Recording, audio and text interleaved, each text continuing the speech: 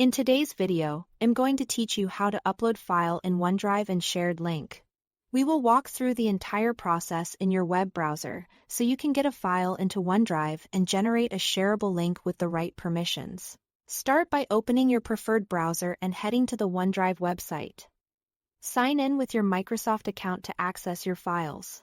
Once you are in, look to the left or center of the screen for your folder list.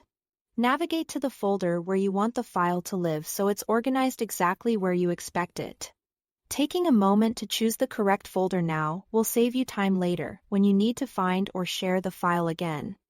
At the top left of the page, click Add New.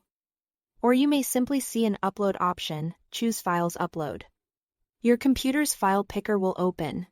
Browse to the file you want, select it, and click Open. You should see an upload indicator in OneDrive showing the progress. Keep the tab open until it finishes. Larger files may take a bit longer depending on your internet speed. If you prefer, you can skip the menu entirely and drag the file straight from File Explorer on Windows or Finder on a Mac into the OneDrive browser window. When you see the drop area highlight, release the mouse to start the upload.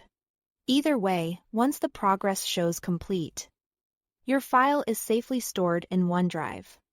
Now let's create and share a link. Hover your mouse over the newly uploaded file. A share icon, which looks like an arrow pointing outward, will appear.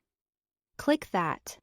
Alternatively, click the small circle next to the file to select it, then choose Share from the top menu.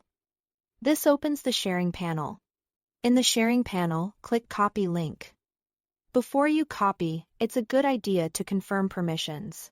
Click the link settings, often labeled something like Anyone with the link can edit. If you want people to only view or download the file, switch it to view only so they can't make changes. You can also set other preferences the menu offers, such as limiting access to people in your organization. If available, when the settings look right, confirm them. Finally, click Copy. The link is now on your clipboard.